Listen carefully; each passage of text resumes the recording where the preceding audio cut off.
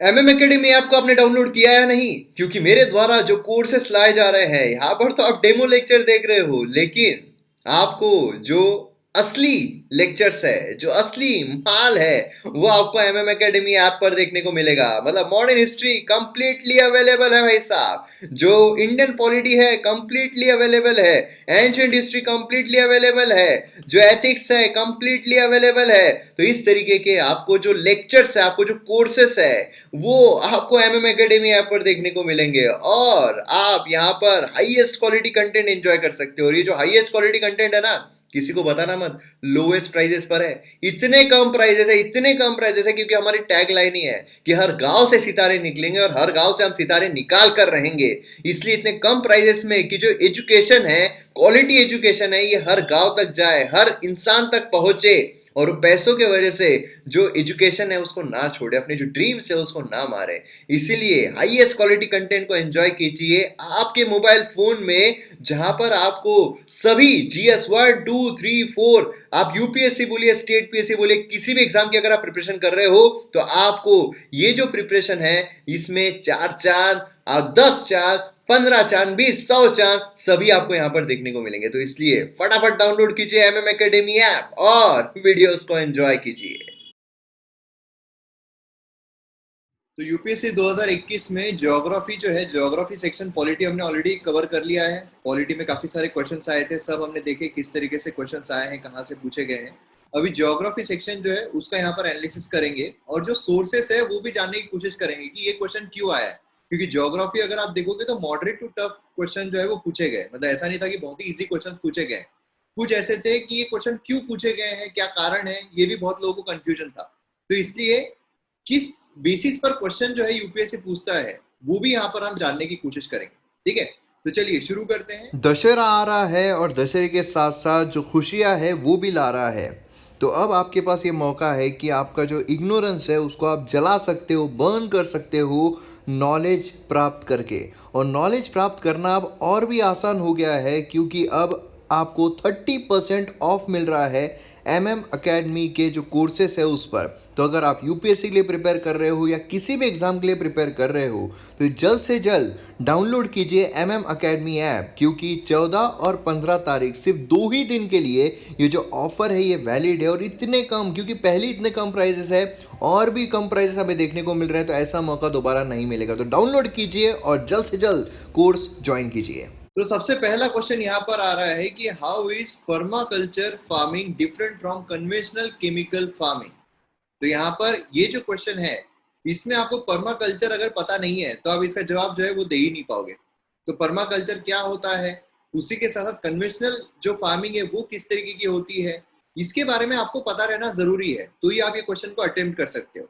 लेकिन ये पूरे सिनारियो में जो हम क्वेश्चन यहाँ पर देखने वाले हैं, हम ये भी देखेंगे कि अगर आपको क्वेश्चन का आंसर नहीं पता है या फिर उसके बारे में नहीं सुना है तो कैसे उसका जवाब हम दे सकते हैं, थोड़ा बहुत जो हमने पढ़ा हुआ है उसके बारे में, उसके बेसिस पर।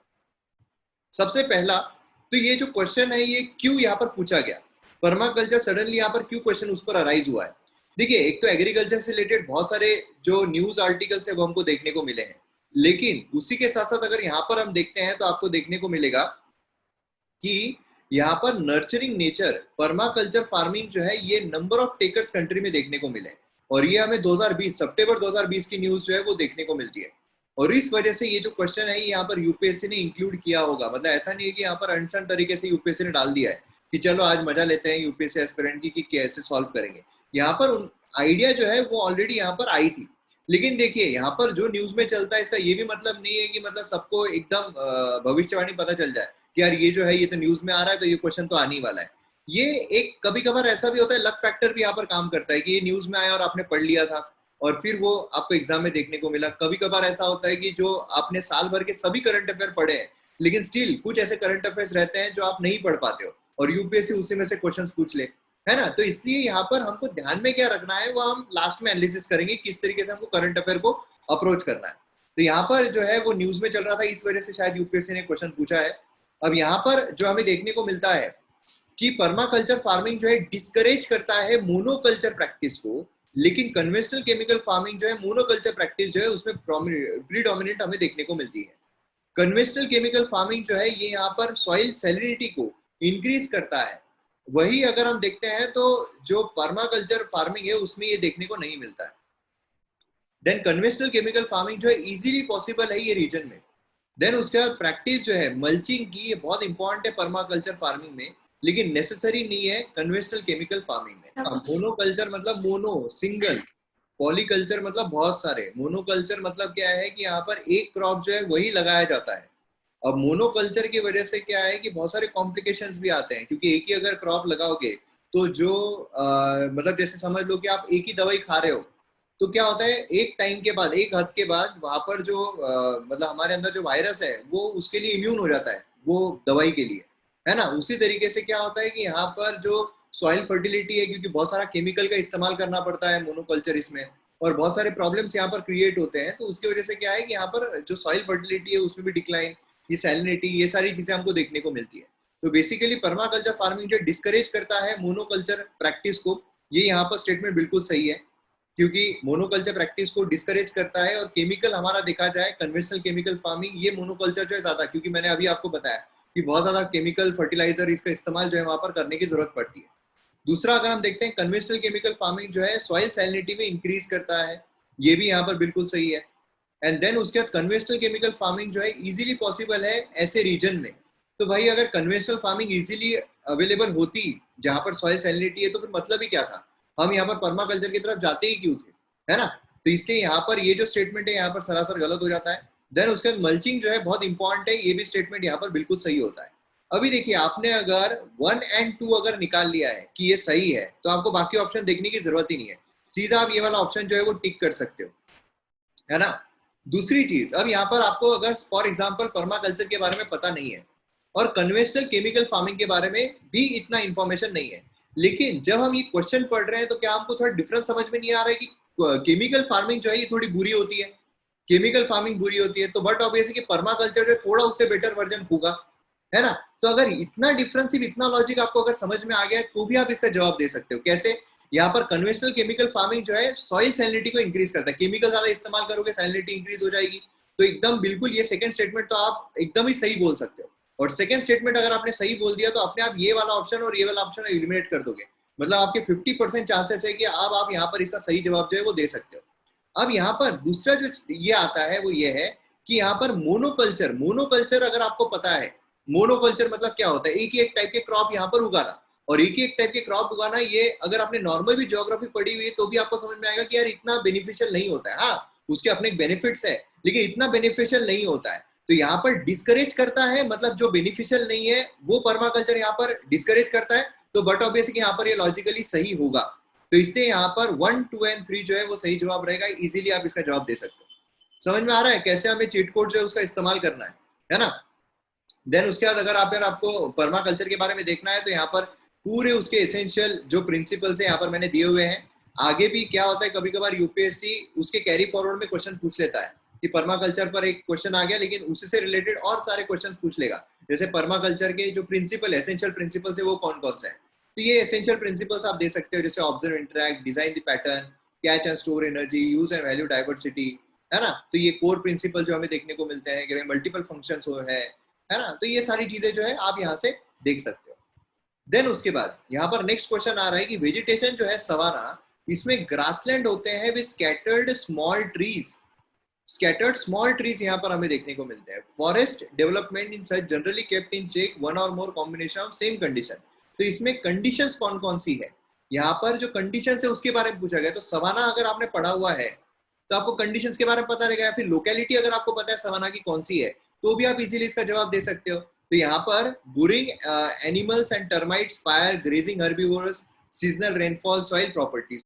Okay, fire and grazing herbivores, okay. And यहाँ पर सीजनल रेनफॉल जो है वो भी देखनी, क्योंकि देखो अब यहाँ पर अगर आपने 2 और 3 बता दिया कि 2 और 3 है, ठीक है, तो 2 यहाँ पर आपका है तो ये आप कट कर दोगे एंड ये आप कट कर दोगे, क्योंकि फायर ये सभी को पता है कि भाई सवाना जो है यहाँ पर फायर जो है वो एक फीचर हमें देखने को मिलता है, तो ये आप कट कर दोगे। तो बचा 1 और 2, 2, 3, 4। यहाँ पर बुरिंग एनिमल्स एंड टर्माइट्स मतलब क्या, जो गड्ढा करने वाली ये सब जो है ना।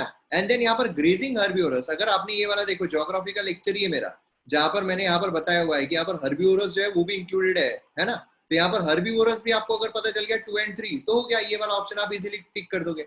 समझ रहे हो कैसे थोड़ा लॉजिक लगा के आप इलिमिनेट कर सकते हो जवाब। तो ये हमें सवाना वाला देखने को काफी इजी था ये। और सबसे इजी जो पूरे ज्योग्राफी जो क्वेश्चंस आए, सबसे इजी जो देखने को मिलता है कि ब्लैक कॉटन सॉइल जो है वो किसके वेदरिंग से फॉर्म होती है। ब्लैक कॉटन सॉइल तो जो हमें महाराष्ट्र में देखने को मिलती है ना, तो वो किसके इससे होती है। तो सबसे इजी क्वेश्चन लगा मेरे को, क्योंकि मैंने जब ये इसके बारे में बताया था, जब इवोल्यूशन बताया था कि इंडिया जो है वो कैसे पहले नीचे था, वो इंडिया अगर हम देख सदर्न हमारे हेमिस्फीयर में था, देन वो जैसे ट्रांसफर हो रहा था अपर हेमिस्फीयर में, देन उसके बाद वो टकरा यूरेशियन प्लेट से। तो वो जो दौर था उसका, उस दौरान काफी सारी चीजें हुई थी, है ना। और यहाँ पर अगर आप ब्लैक सॉइल देखोगे, उस टाइम में मैंने आपको बताया था कि ब्लैक सॉइल जो फॉर्म हुआ है वॉल्केनिक जो इरप्शन है उसके टूटने से रॉक जो है यहाँ पर हुई, इसलिए ब्लैक हमें देखने को मिलता है। तो यहाँ पर फिशर वॉल्केनिक रॉक जो है ये इसका जवाब आ गया है। तो मतलब सबसे इजी क्वेश्चन है। अब यहाँ पर एक क्वेश्चन और आया है पाम ऑयल के बारे में। ठीक है, पाम ऑयल, यहाँ पर आपको कुछ स्टेटमेंट जो है वो दिए गए हैं, जैसे पाम ऑयल ट्री जो है नेटिव है टू साउथ ईस्ट एशिया। दूसरा है पाम ऑयल जो है रॉ मटेरियल है कुछ इंडस्ट्रीज का जो लिपस्टिक परफ्यूम्स प्रोड्यूस करती है। एंड पाम ऑयल जो है ये बायोडीजल प्रोड्यूस करने के लिए भी काम आ सकता है। अभी देखो, अब ये क्वेश्चन जो है वो क्यों आया होगा, क्यों पूछा गया होगा। तो पाम ऑयल ये कंटिन्यूसली न्यूज में देखने को मिला है, मतलब पिछले 2-3 साल से न्यूज में है। यहाँ पर आप देख सकते हो कि अगस्त 2021 में भी palm oil environmental social challenges. यहाँ पर डाउन टू अर्थ अगर आप देखोगे तो 4 June 2021 world environment day, how great palm oil. Then उसके बाद फरवरी 2021 इंडिया जो है वो यहाँ पर आत्मनिर्भर कैसे। तो पाम ऑयल जो है ये कंटिन्यूसली न्यूज में चलता रहा है, इसलिए यहाँ पर पाम ऑयल पर क्वेश्चन आना ये तो स्वाभाविक था। मतलब ये एटलीस्ट हम यहाँ पर बोल सकते हैं कि हाँ, ये एक्सपेक्ट कर सकते थे जो एस्पिरेंट्स है कि पाम ऑयल पर क्वेश्चन आ सकता है। तो यहाँ पे अगर आप देखोगे पाम ऑयल जो है ये साउथ ईस्ट एशिया का नेटिव बोला गया है, लेकिन बेसिकली साउथ ईस्ट एशिया का नहीं, ये नेटिव है अफ्रीका का। ठीक है, अब यहाँ पर पाम ऑयल जो है ये यहाँ पर मोस्ट कंज्यूम वेजिटेबल ऑयल हमें देखने को मिलता है एक्सटेंसिवली। जो यहाँ पर प्लास्टिक है, कॉस्मेटिक्स है, बायोफ्यूल्स है, यहाँ पर कॉस्मेटिक्स मतलब ये सारी चीजें हैं, प्लस बायोडीजल मतलब बायोफ्यूल जो है उसके लिए भी इसका इस्तेमाल होता है। टॉप कंज्यूमर अगर हम देखते हैं इंडिया, चाइना, यूरोपियन यूनियन, ये सब टॉप कंज्यूमर्स हमें देखने को मिलते हैं। तो यहाँ पर नेटिव इसका नहीं है, इसलिए पहला वाला जो गलत हो जाता है, दूसरा और तीसरा जो है बिल्कुल सही है। इसका जवाब हमें 2 और 3 देखने को मिलता है। देन उसके बाद यहाँ पर with reference to India Didwana, then Sargol, Kachchu, then उसके बाद कुचमन, ये जो है ये क्या है, ये किसके नाम है। अभी देखिए अगेन वही चीज आ रही है कि कैसे हमें न्यूज को पढ़ना है, कैसे करंट अफेयर्स को पढ़ना है। देखिए यहाँ पर नवंबर 2019 में न्यूज आई थी कि यहाँ पर मास बर्ड डेथ जो है वो देखने को मिली है सांबार लेक में। ठीक है, सांबार लेक में बहुत ज्यादा डेथ जो है वो देखने को मिली है बर्ड्स की। उसी के साथ साथ जो राजस्थान लेक है, यहाँ पर आप देख सकते हो हाईकोर्ट जो उसे डायरेक्ट किया राजस्थान गवर्नमेंट को कि उसके लेक्स को कंजर्व करे। ये हमें 2021 की न्यूज जो है वो देखने को मिलती है। तो मतलब राजस्थान के जो लेक्स है कंटिन्यूअसली उस पर कुछ ना कुछ चीजें जो है वो हो रही थी। तो इस वजह से शायद हो सकता है ये भी वही है कि लक फैक्टर है कि भाई आपने इसको समझ के वो पढ़ लिए वहां के लेक्स कौन कौन से हैं और आपने जवाब दे दिया। या तो अगर आपने पढ़े भी नहीं वहां के लेक्स, स्टिल आप उसका जवाब दे सकते हो। कैसे? अगर आपको यहाँ पर पता है कि खचू जो है ये यहाँ पर राजस्थान से बिलोंग करता है, ठीक है, राजस्थान का लेक है, अगर आपने सिर्फ इतना पता है आपको, या फिर दिडवाना ये राजस्थान का लेक है, ये अगर आपको सिर्फ इतना पता है, तो आप इजीली जवाब दे सकते हो। क्यों? क्योंकि राजस्थान वहां पर अगर आप देखोगे सांबार लेक, मतलब यहाँ पर क्या सलाइन लेक हमें देखने को मिलता है। वहां पर ग्लेशियर होगा नहीं राजस्थान में, बट ऑब्वियस है। मैनग्रोव एरिया होगा नहीं, बट ऑब्वियस है। अब डिफरेंट यहाँ पर रहता है रामसर साइट्स और सलाइन लेक्स में। अब रामसर साइट तो बहुत हम सबको याद ही रहते हैं रामसर साइट कौन कौन से हैं, इसलिए रामसर साइट अगर इसमें से एक होता तो पता चल ही जाता। तो इसलिए यहाँ पर जो ऑब्वियस आंसर है ये हमें सलाइन लेक जो है वो देखने को मिलता है। तो मतलब बेसिकली मैं बताना ये चाह रहा हूँ कि न्यूज जब भी हम कोई पढ़ रहे हैं, समझ लो कि कोई महाराष्ट्र में कोई लेक की बात हो रही है, पंजाब में कोई लेक की बात हो रही है। अभी पंजाब में जैसे जो ये फार्मर्स है उनका देखने को मिल रहा है, अगर उत्तर प्रदेश में कोई चीज देखने को मिल रही है, तो वो जो चीज वहां पर न्यूज में चल रही है उसके साथ बाकी भी स्टेट के बारे में आपको इन्फॉर्मेशन जो है वो रहनी चाहिए, उस पर्टिकुलर स्टेट के बारे में। समझ रहे हो आप? मतलब समझ लो कि पंजाब काफी न्यूज में चल रहा है, तो पंजाब के बारे में इंफॉर्मेशन आपने ले लेना बहुत जरूरी है। मतलब अभी यहाँ से ये नहीं चलेगा यूपीएससी के लिए कि पर्टिकुलर कोई चीज न्यूज में चल रही है, वो नहीं चलेगा। अभी वो स्टेट न्यूज में है तो स्टेट की भी पूरी इन्फॉर्मेशन आपको पूछ सकती है कि भाई लेक के बारे में बता दो, रिवर्स के बारे में बता दो, ऐसे भी क्वेश्चन आपको आ सकते हैं। तो अप्रोच देखिए इस तरीके से आपका रहना चाहिए। अभी अगेन सेम चीज जो है वो यहाँ पर देखने को मिल रही है। कैसे? यहाँ पर देखो आप कि आपको कुछ रिवर्स के नाम दिए गए हैं और यहाँ पर बोला गया है कि यहाँ पर ईस्टर्न घाट में कौन सी राइज होती है। अभी यहाँ पर आप देखोगे तो वंशधारा रिवर जो है ये वाटर डिस्प्यूट देखने को मिल रहा था। ये देखिए 2020 की न्यूज है, मतलब पिछले साल की न्यूज है ना, ये यहाँ पर देखने को मिल रहा था। अब यहाँ से हम अंदाजा तो नहीं लगा सकते हैं ये क्वेश्चन का कि भाई ऐसा क्वेश्चन आएगा, ये अंदाजा बिल्कुल नहीं लगा सकते हैं। लेकिन यह है कि यूपीएससी करंट जो चल रहा है उस पर जा रहा है, इसलिए अगर कोई रिवर भी न्यूज में चल रही है तो भी हमें पूरा ड्रेनेज पैटर्न जो है वो पढ़ना बहुत जरूरी है। उसके आसपास का जो ड्रेनेज पैटर्न है, कॉमन लिंक क्या है वो निकालना यहाँ पर जरूरी है। आगे फर्दर इसके लिए मैं बता रहा हूँ, क्योंकि अभी ये किसी को भी पॉसिबल नहीं था कि सिर्फ ये रिवर, ये जो डिस्प्यूट है, इससे वो अंदाजा लगा ऐसा क्वेश्चन आ सकता है करके। अब यहाँ पर आप देखोगे तो इसमें क्या बोला गया, ईस्टर्न घाट पे कौन कौन सी राइज होती है। तो बेसिकली यहाँ पे अगर आप देखोगे तो जो ब्राह्मणी है वो ईस्टर्न घाट से ओरिजिनेट नहीं होती है, वो ईस्टर्न घाट से फ्लो जरूर हो रही है लेकिन वहां से ओरिजिनेट नहीं हो रही है। ठीक है, यहाँ पर नगावाली अगर आप देखोगे तो ये बिल्कुल यहाँ पे ओरिजिनेट हो रही है। अगर हम यहाँ पर वंशधरा देखें, ये भी बिल्कुल ओरिजिनेट हो रही है।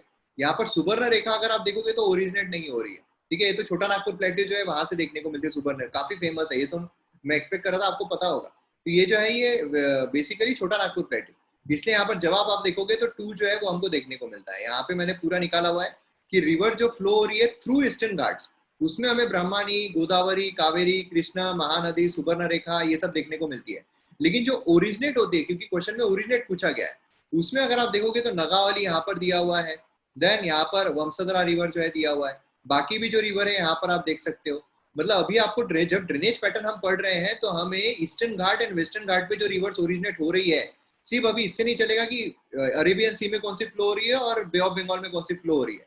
अभी हमको ये भी देखना पड़ेगा कि भाई ओरिजिनेशन जो है ईस्टर्न घाट वेस्टर्न घाट से कौन कौन सी हो रही है, अलग अलग जो पहाड़ है वहां से कौन कौन सी हो रही है ना, छोटा नागपुर प्लेट्यू से कौन सी हो रही है, अमरकंटक प्लेट्यू से कौन सी हो रही है। तो ऐसे भी जो है वो क्वेश्चन हमको यहाँ पर पढ़ने पड़ेंगे। चलिए नेक्स्ट इस पर आते हैं। काफी ट्रिकी क्वेश्चन यहाँ पर पूछा गया, काफी ट्रिकी, मतलब सबको रट्टा है, इंडस जो रिवर सिस्टम है सबको रट्टा है। लेकिन ये जो पूछा गया है मैं गारंटी देता हूँ कि मोस्ट ऑफ द लोग जो है उनको ये पता नहीं होगा, पता भी हो तुक्का मारा होगा।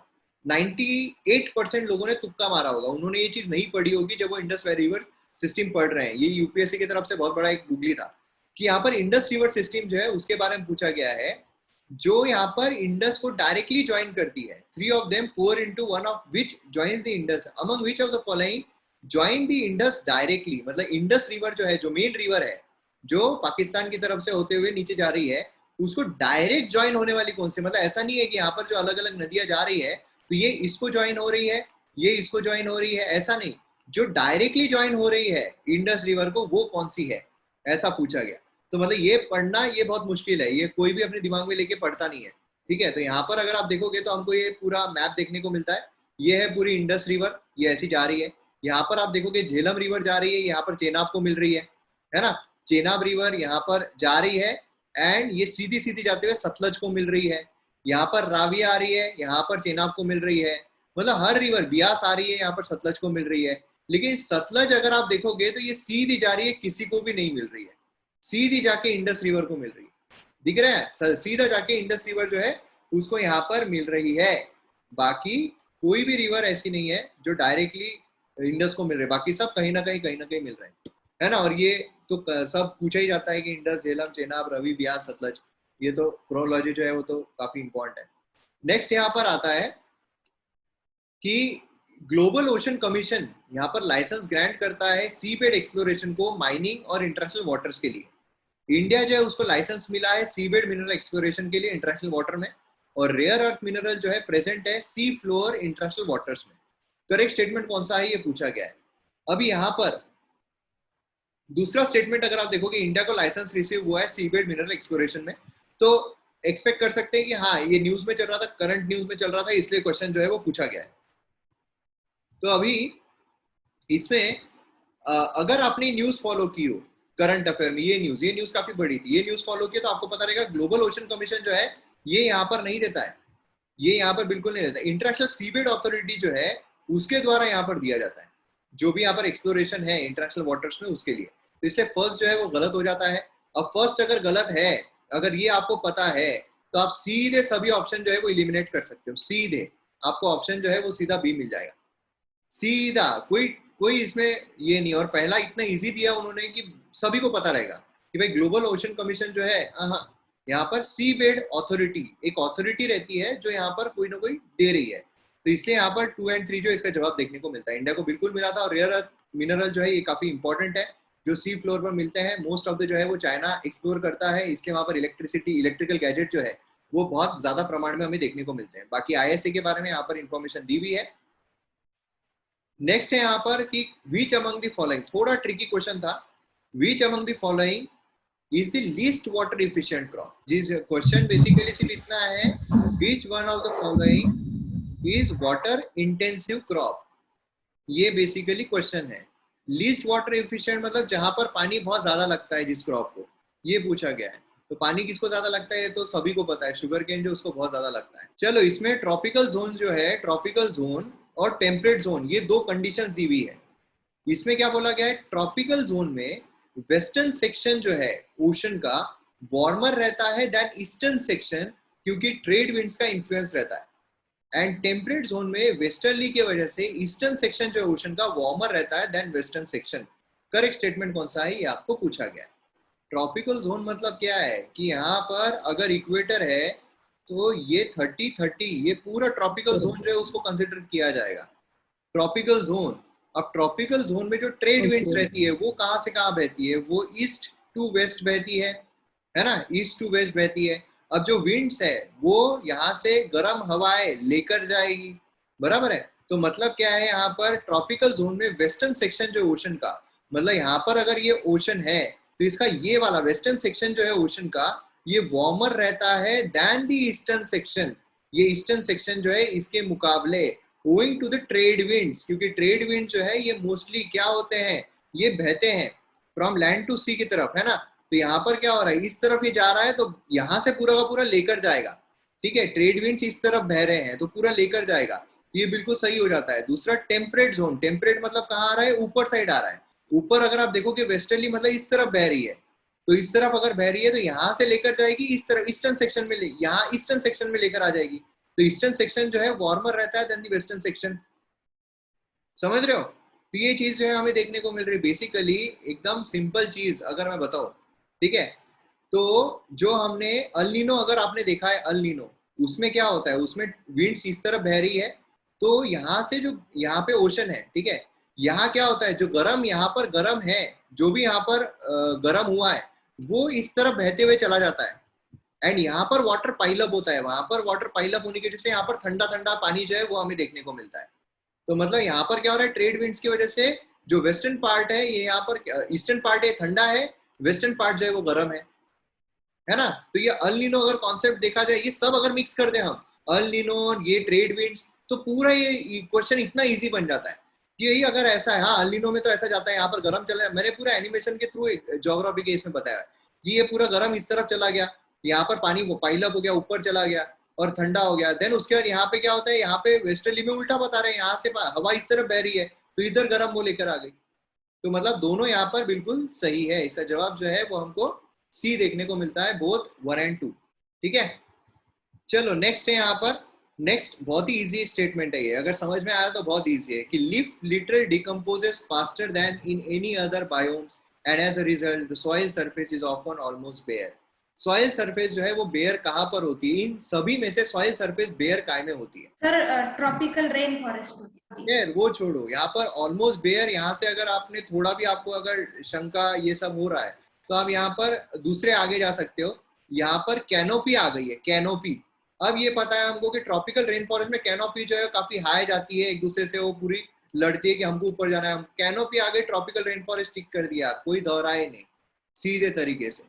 यहाँ पर दूसरा है कि मोरिंगा ड्रम स्टिक ट्री जो है ये लिगुमिनस एवरग्रीन ट्री है। ये मतलब ऐसा है कि ये बहुत टफ क्वेश्चन था, one of the tough question जो है वो ज्योग्राफी में पूछा गया। देन यहाँ पर जो टमरिन ट्री है ये एंडेमिक है साउथ एशिया को। इंडिया में मोस्ट टमरिन जो है कलेक्ट किया जाता है as a minor forest produce. India export करता है टमरिन को, सीड्स को, एंड सीड जो है इसके can be use in production of biofuel. तो अगेन वो एक जो क्वेश्चन हमने देखा था पाम ऑयल का, उसी तरीके का ये भी क्वेश्चन यहाँ पर पूछा गया है।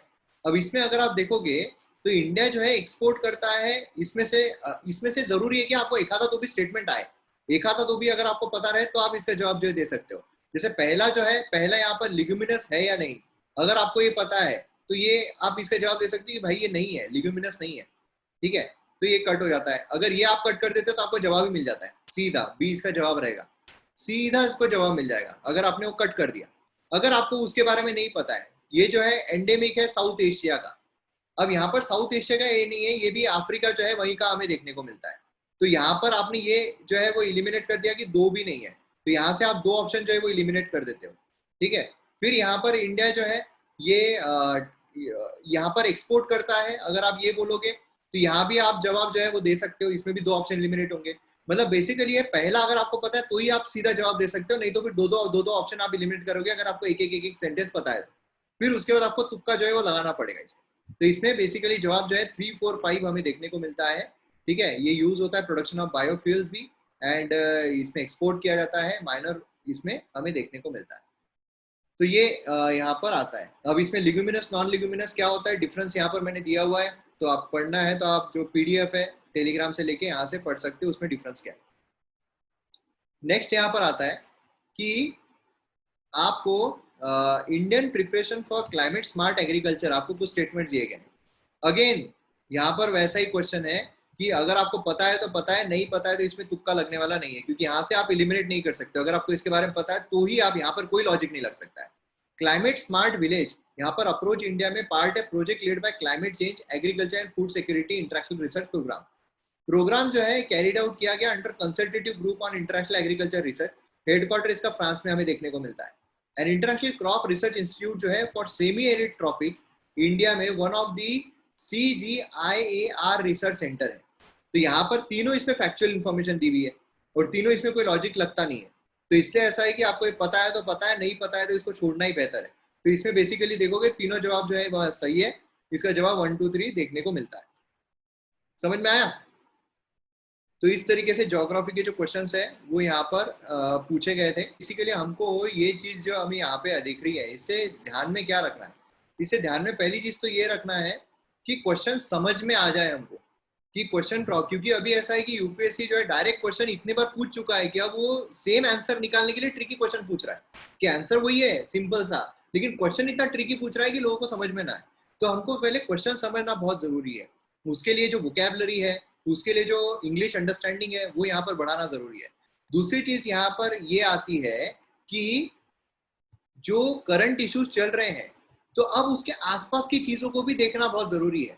जैसे फॉर एग्जांपल अगर हम AU KUS के बारे में देख रहे हैं, है ना, वो जो यहाँ पर आई है, तो अब सिर्फ AU KUS के बारे में नहीं, इंडिया कौन कौन से इंटरनेशनल ऑर्गेनाइजेशंस का मेंबर है, इंडिया कौन कौन से डिफेंस ऑर्गेनाइजेशन का मेंबर है, उस पर भी हमको बढ़ना जरूरी है, बराबर है। प्लस अब यहाँ पर अगर कोई शुगर केन से रिलेटेड चीज आती है तो सिर्फ शुगर केन नहीं, अब शुगर केन की जो फीचर्स है, शुगर केन की जो भी प्रॉपर्टीज है, वो और कौन से क्रॉप्स की प्रॉपर्टीज हमें देखने को मिलती है।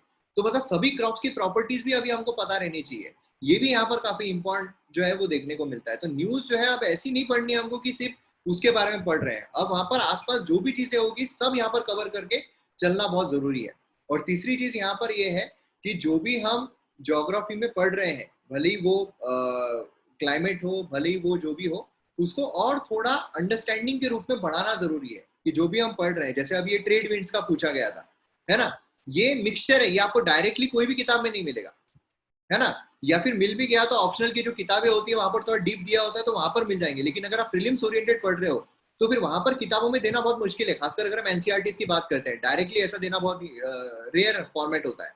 इसलिए ऐसा है कि हमको जो पूरा फिनोमिना है उसको सही से समझना, दिमाग में बिठाना जरूरी है, जिससे कि जब क्वेश्चन आए तो लॉजिक से हम सॉल्व कर सके। देखिए ज्योग्राफी अगर टफ है तो ज्योग्राफी लॉजिकली बहुत ईजी है, अगर आप लॉजिक लगाओगे तो आप सही ही आंसर टिक करोगे, ये इसका बहुत बड़ा बेनिफिट है जो बाकी इसमें देखने को नहीं मिलता। हिस्ट्री आप देखोगे तो वहां फैक्ट्स आते हैं, वहां पर लॉजिक बहुत कम चलता है। पॉलिटी देखोगे वहां पर भी लॉजिक कंपैरेटिवली कम चलता है, बट यहाँ पर ज्योग्राफी में लॉजिक बहुत चलता है। तो इससे लॉजिकली आपको बिल्डअप करना बहुत जरूरी है, उसके लिए उस तरीके की प्रिपरेशन हमको रखना है, बहुत इंपॉर्टेंट है। समझ में आ रहा है?